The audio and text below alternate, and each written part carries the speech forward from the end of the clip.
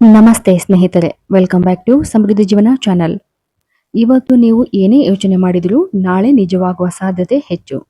ಹೌದು, ಈ ಮಾತನ್ನ ಏಕೆ ಹೇಳ್ತಾ ಇದ್ದೀನಿ ಅಂದ್ರೆ, ಬರಲಿರುವ ವಿಶೇಷವಾದಂತಹ ಲೆವೆಲ್ 11 ಪೋರ್ಟಲ್ ಡೇ ಆರಂಭವಾಗ್ತಾ ಇದೆ. ಹೌದು, ಬರುವ ಮಂಗಳವಾರ ದಿನದಂದು ಯೂನಿವರ್ಸ್ನ ಒಂದು ಬ್ಲೆಸ್ಸಿಂಗ್ ನಿಮ್ಗೆಲ್ಲ ಸಿಗಬೇಕು ಅಂತಂದ್ರೆ ಈ ದಿನವನ್ನು ತಪ್ಪದೆ ಮ್ಯಾನಿಫೆಸ್ಟೇಷನ್ ಮಾಡ್ಕೊಳ್ಳಿ. ನಿಮ್ಮ ಎಲ್ಲ ಆಸೆಗಳು, ಬಯಕೆಗಳು, ಇಚ್ಛೆಗಳು ನೆರವೇರಬೇಕು ಅಂತಂದ್ರೆ ಈ ದಿನವನ್ನು ತಪ್ಪದೆ ಮ್ಯಾನಿಫೆಸ್ಟೇಷನ್ ಅನ್ನ ನಾವು ಹೇಳುವ ರೀತಿಯಲ್ಲಿ ನೀವು ಮಾಡಬಹುದು. ಹೌದು, ಇದರ ಬಗ್ಗೆ ಸಂಪೂರ್ಣ ಮಾಹಿತಿಯನ್ನು ತಿಳಿಯೋಣ. ಬರಲಿರುವ ದಿನ 11 day big day portal open ಆಗ್ತಾ ಇದೆ. ಅತ್ಯಂತ ವಿಶೇಷವಾಗಿರುವಂತಹ ಈ ದಿನ ಬ್ರಹ್ಮಾಂಡದ ಬಾಗಿಲುಗಳನ್ನು ತೆಗೆದುಕೊಳ್ಳುವ ದಿನ. ನಿಮ್ಮ ಆಲೋಚನೆ, ಉದ್ದೇಶ, ಕಂಪನಗಳು ನೇರವಾಗಿ ವಿಶ್ವಶಕ್ತಿಯೊಂದಿಗೆ ಅಂದರೆ ಯೂನಿವರ್ಸ್ನೊಂದಿಗೆ ಸಂಪರ್ಕವನ್ನು ಹೊಂದುವಂತಹ ಅತ್ಯಂತ ಶಕ್ತಿಯುತವಾದಂತಹ ಈ ಒಂದು ದಿನವಾಗಿದೆ.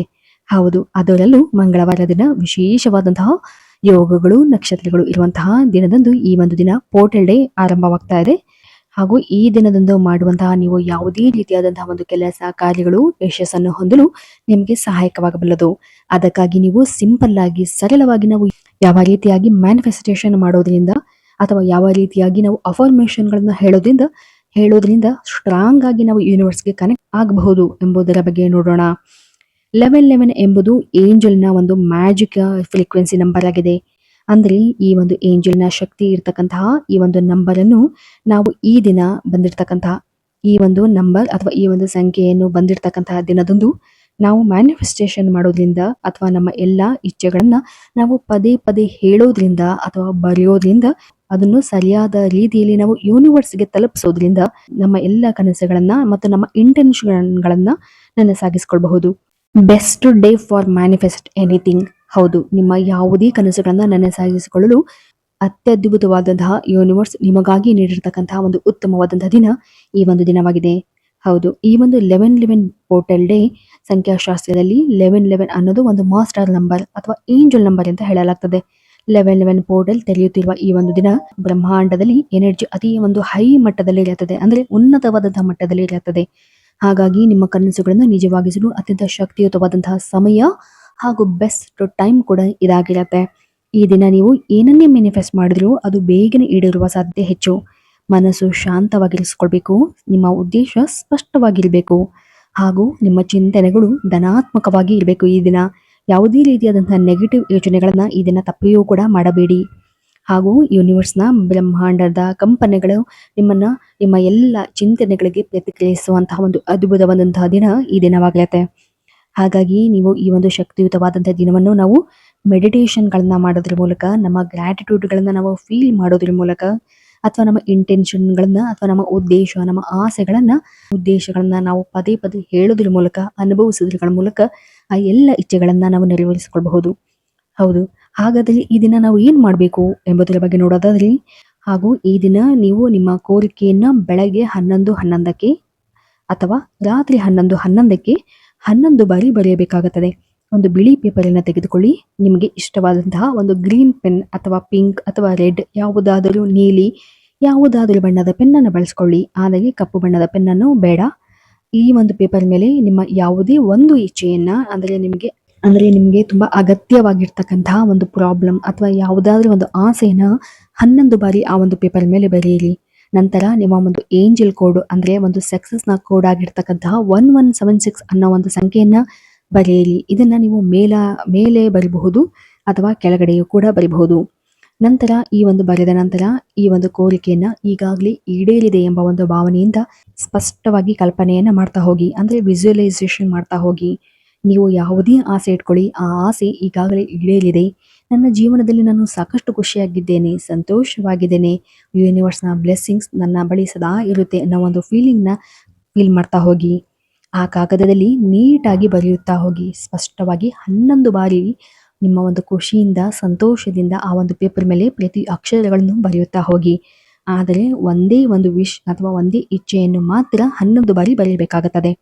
ನಂತರ ಅದನ್ನು ನೀಟಾಗಿ ಫೋಲ್ಡ್ ಮಾಡಿ ಈ ಒಂದು ಪೇಪರನ್ನು ನಿಮ್ಮ ಒಂದು ಮ್ಯಾಜಿಕ್ ಬಾಕ್ಸ್ ಇದೆ. ಫಾರ್ ಎಕ್ಸಾಂಪಲ್, ಮ್ಯಾನಿಫೆಸ್ಟೇಷನ್ ಮಾಡುವಾಗ ಮ್ಯಾಜಿಕ್ ಬಾಕ್ಸ್ಗಳನ್ನು ಸಾಮಾನ್ಯವಾಗಿ ಬಳಸ್ತಾರೆ.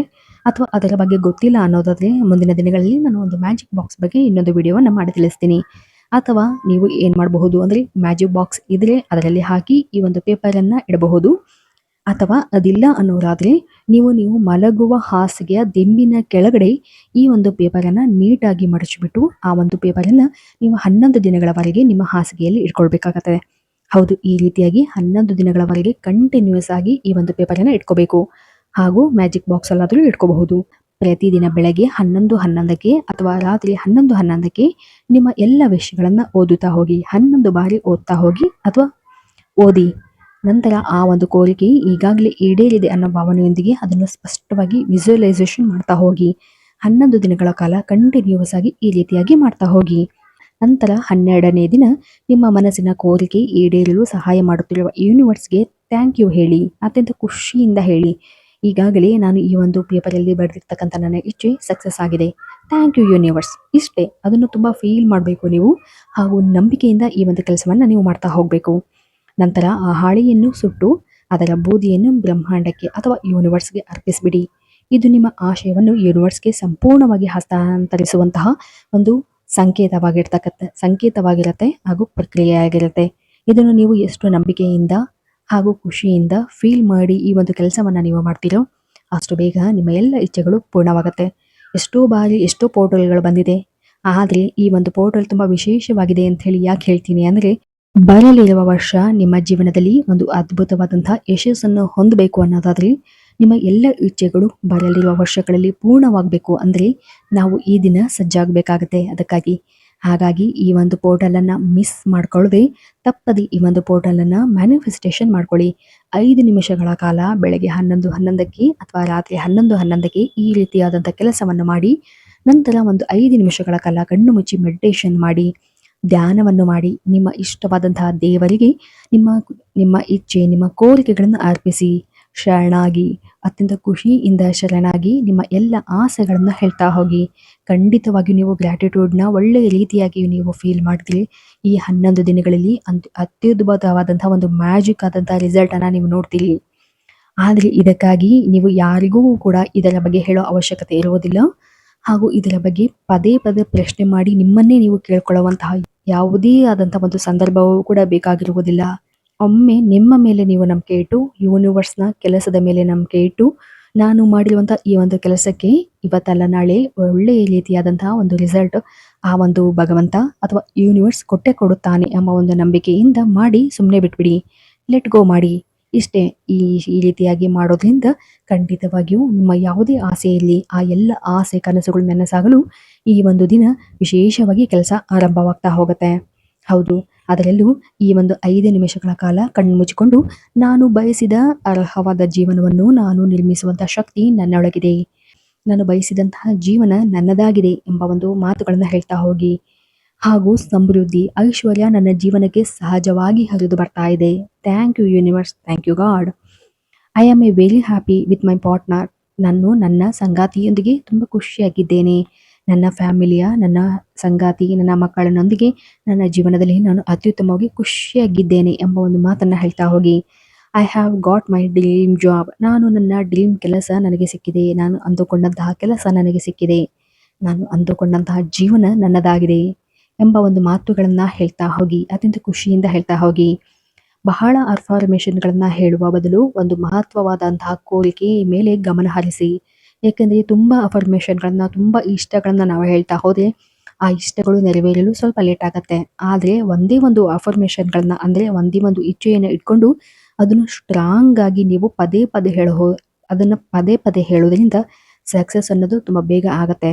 ಹೌದು, ಅದನ್ನು ಸಾಕಾರಗೊಳಿಸಲು ಪ್ರಯತ್ನಿಸುವುದು ಕೂಡ ಅತ್ಯುತ್ತಮವಾದಂಥ ಒಂದು ಕೆಲಸವಾಗಿರುತ್ತೆ.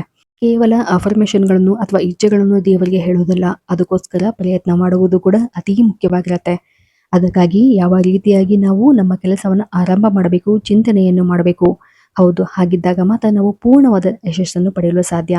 ಆದರೆ ಇವತ್ತಿನ ದಿನ ಬಂದಿರತಕ್ಕಂಥ ಈ ಒಂದು ಅದ್ಭುತವಾದಂಥ ದಿನ ಅಂದರೆ 11 ಡೇ ಪೋರ್ಟಲ್ನ ಮಿಸ್ ಮಾಡ್ಕೊಳ್ಬೇಡಿ. ಈ ಒಂದು ದಿನವನ್ನು ಉತ್ತಮವಾಗಿ ಮ್ಯಾನಿಫೆಸ್ಟೇಷನ್ ಮಾಡುವುದರ ಮೂಲಕ ನಿಮ್ಮ ಜೀವನದ ನಿಮ್ಮ ಕನಸುಗಳನ್ನು ಸಾಕಾರಗೊಳಿಸಿಕೊಳ್ಳಬಹುದು. ಹೌದು, ಸಿಂಪಲ್ ಆಗಿ ಇವತ್ತಿನ ದಿನ ಸರಳವಾಗಿ ಯಾವ ರೀತಿಯಾಗಿ ನಾವು ಪೋರ್ಟಲ್ ಡೇ ದಿನ ಮ್ಯಾನಿಫೆಸ್ಟೇಷನ್ ಮಾಡಿಕೊಳ್ಳಬಹುದು ಎಂಬುದನ್ನು ತಿಳಿಸಿದ್ದೇನೆ. ಈ ಒಂದು ವಿಡಿಯೋ ನಿಮಗೆ ಇಷ್ಟವಾಗಿದ್ದಲ್ಲಿ ಅಥವಾ ಇತರ ಯಾವುದೇ ರೀತಿಯಾದಂಥ ಮ್ಯಾನಿಫೆಸ್ಟೇಷನ್ ಟೆಕ್ನಿಕ್ಗಳಿಗಾಗಿ ಅಥವಾ ಆಧ್ಯಾತ್ಮಿಕ ವಿಚಾರಗಳಿಗಾಗಿ ದಯವಿಟ್ಟು ನಮ್ಮ ಚಾನಲನ್ನು ಸಬ್ಸ್ಕ್ರೈಬ್ ಮಾಡಿ. ಮತ್ತು ಇನ್ನು ಹಲವಾರು ವಿಡಿಯೋಗಳು ನಿಮಗಾಗಿ ಮುಂದೆ ಬರಲಿದೆ. ಹೌದು, ಅದಕ್ಕಾಗಿ ಸಬ್ಸ್ಕ್ರೈಬ್ ಮಾಡಿ ಮತ್ತು ಈ ಒಂದು ವಿಡಿಯೋವನ್ನು ಲೈಕ್ ಮಾಡಿ. ಧನ್ಯವಾದಗಳು.